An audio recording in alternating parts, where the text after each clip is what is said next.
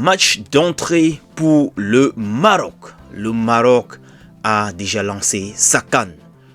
2-0 contre l'équipe du Comores. C'était le match d'ouverture hier. Et le Maroc a su bien lancer sa CAN avec ses 2 buts, parmi lesquels un très beau but qui va sûrement faire partie des très beaux buts de la CAN, je pense pour ma part. Les amis, la CAN a été lancée. J'espère que vous allez bien.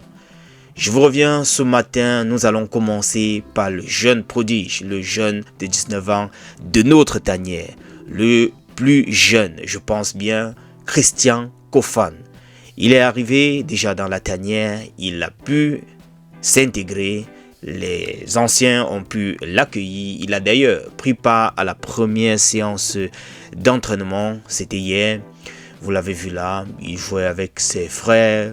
On espère que la fusion va être easy going entre le jeune qui vient d'arriver dans la tanière et ceux-là qui étaient déjà là, que l'intégration va être facilitée pour lui et que dans les prochains jours, il va bien s'acclimater afin de pouvoir donner le maximum de lui-même. Voilà un jeune qui revient comme ça là dans son pays d'origine pour pouvoir mettre son talent au service de sa nation lors de cette Coupe d'Afrique des Nations. Je suis assez excité de pouvoir voir ce qu'il va nous offrir dans les prochains jours et surtout avec le match qui va opposer le Cameroun d'entrée de jeu face au Gabon. Les amis, nous allons maintenant enchaîner avec ce que nous a proposé Lion Indomptable officiel en ce qui concerne les échos de la tanière. Je vous le disais déjà hier que les premières 15 minutes ont été libérées aux journalistes lors de la séance d'entraînement d'hier. Voilà, la sélection nationale au complet a pu donc s'entraîner, a pu faire quelques petits mouvements sous le regard curieux de la presse aussi internationale que locale.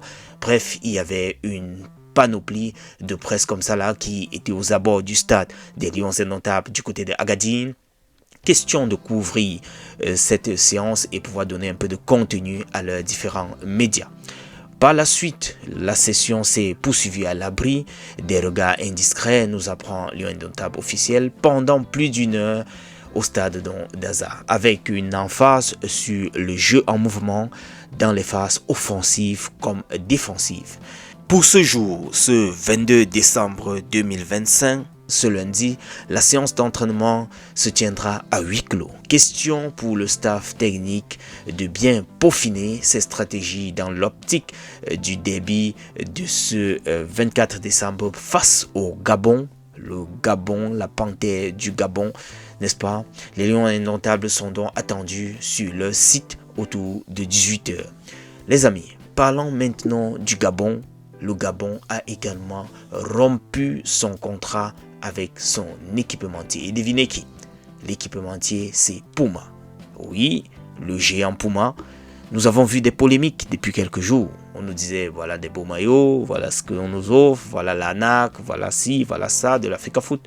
Maintenant, nous voyons que le Gabon a déjà posé un acte qui ressemble à un acte qu'on a déjà eu à voir quelque part. Suivez mon regard, les amis. On a vu une fédération qui a aussi rompu le contrat avec l'équipementier très internationalement connu.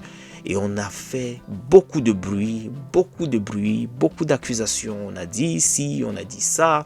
Bref, voilà le Gabon qui, à quelques jours du lancement de la CAN, a rompu son contrat. Et le contrat rompu, c'est dû à quoi, les amis? Parce que l'équipementier n'a pas respecté les normes de production de leur maillot.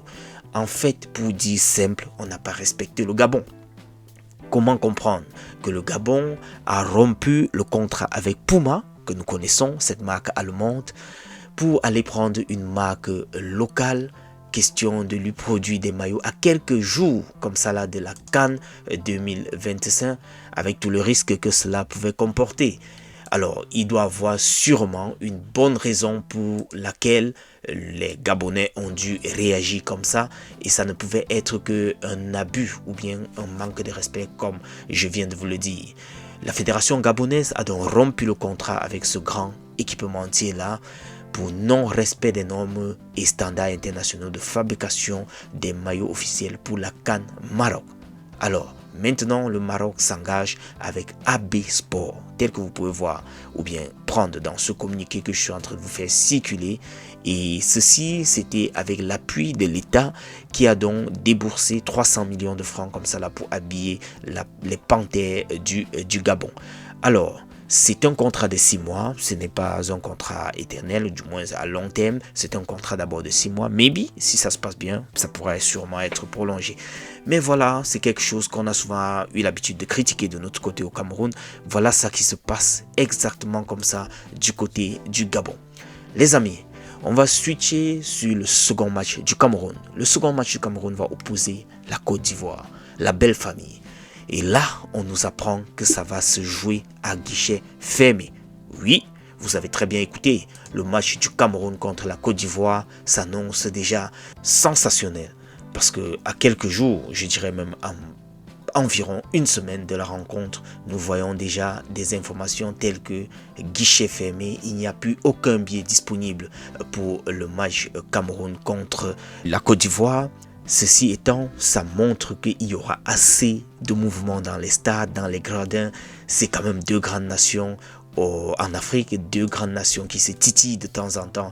Les Ivoiriens, les Camerounais, c'est une affaire d'amour, c'est très très chaud, que ce soit dans la musique, que ce soit dans le football, ça bouge très fort. Et là, avec la billetterie qui est déjà sold out, à quelques jours seulement de la rencontre, ça montre l'effervescence qui est autour de ce match-là.